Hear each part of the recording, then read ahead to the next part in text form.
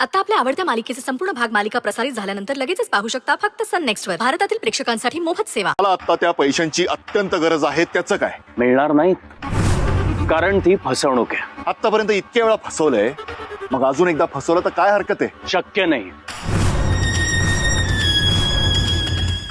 आणि इथून पुढे फक्त मैत्रीलाच नाही तर इतर कोणालाही मी फसवणार नाही. ऍज पर माय कॅल्क्युलेशन आपला आजचा विषय संपला.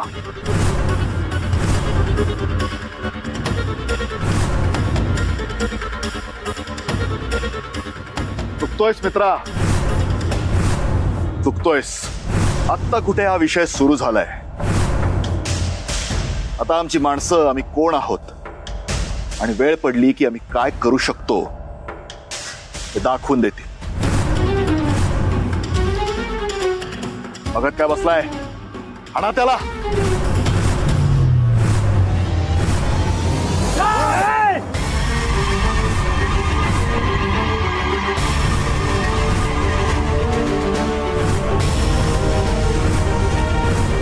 अरे असे बघत काय बसलाय? आणा त्याला.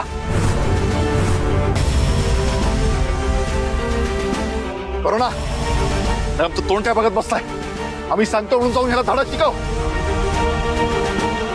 किंग बॉस, ऍज अ कार्यकर्ता म्हणून मला जरी काही पटलं नाही ना, तरी तुमच्यासाठी काही करायला तयार आहे.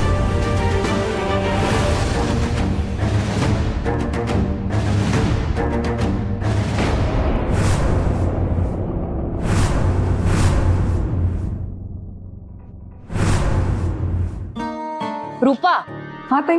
वर पाण्याच्या टाकीमधून पाणी गळतंय. ताबडतोब प्लंबरला बोलवून काम करून घे बरं. असं पाणी वाया जाणं बरं नाही. आजच्याच टाकी दुरुस्त झाली पाहिजे.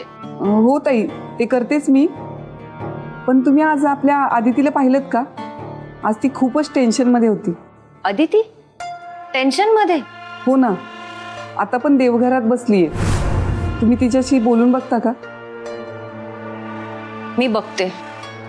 तू मी सांगितलेलं काम करून घे पटकन.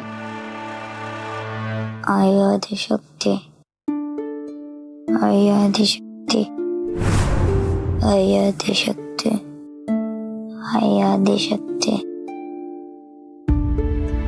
आई आदिशक्ती, आई आदिशक्ती. काय कसली प्रार्थना चालू आहे?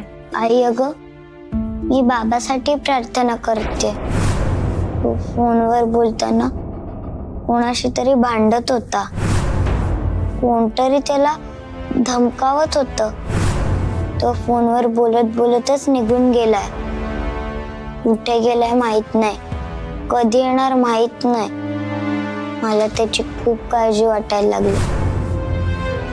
म्हणून देवी आईला त्याचे रक्षण करायला सांगते.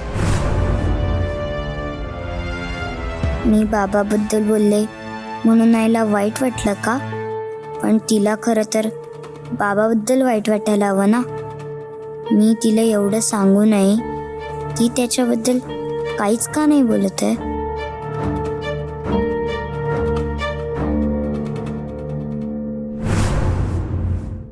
अरे करुणा, तू पण काय नाटक करतोय? हरकत नाही, आता आम्ही त्याला धडा शिकवतो.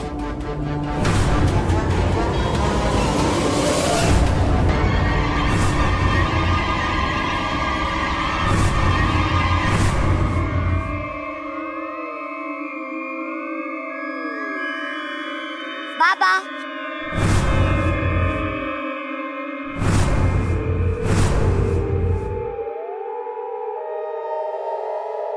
आदिती,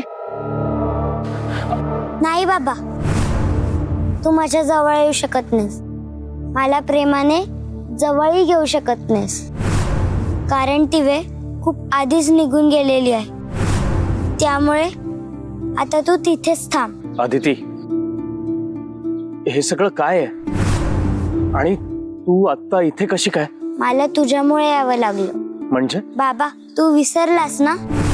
तू माझं अस्थि विसर्जन केलं होतंस तेव्हा तू मला शब्द दिला होतास की तू यापुढे चांगलाच वागणार आणि कायम माझ्या आईच्या बाजूने उभा राहणार. पण तसं तुझ्याकडून काहीच घडलेलं नव्हतं. तू आधी सारखाच वागत होतास. हो, खरं बोलतेस तू. आणि आता मात्र तू बदललायस. हे पण मी खरंच बोलतेय. तू किती बदललायस ते मी डोळ्यांनी पाहिलंय. खुश आहे मी तुझ्यावर.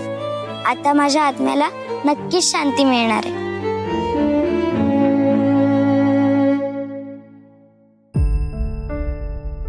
आदित्य बाळा, माझी मुलगी म्हणून तू हे असं सगळं बोलतेस तेव्हा माझ्यातल्या बापाच्या मनाला काय वाटतंय मी शब्दात नाही व्यक्त करू शकत.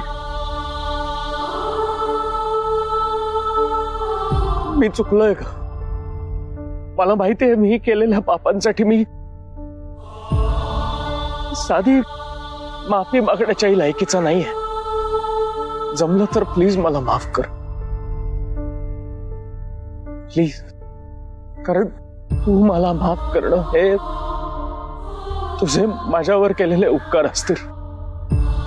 आणि हे उपकार या जन्मी नाही तर पुढील जन्मी नक्कीच फेडायचा प्रयत्न करेन. तुझे ते उपकार वगैरे मला काही कळत नाही. पण माझंही ठरलंय, पुढच्या जन्मी मला तुझीच मुलगी म्हणून जन्माला यायचंय.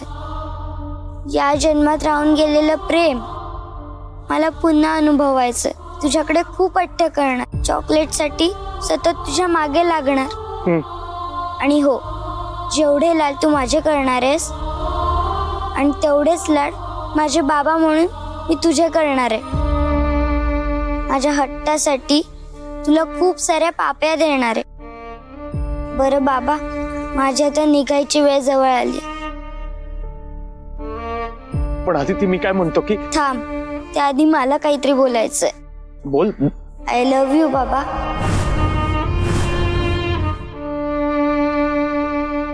आय लव्ह यू बाळा.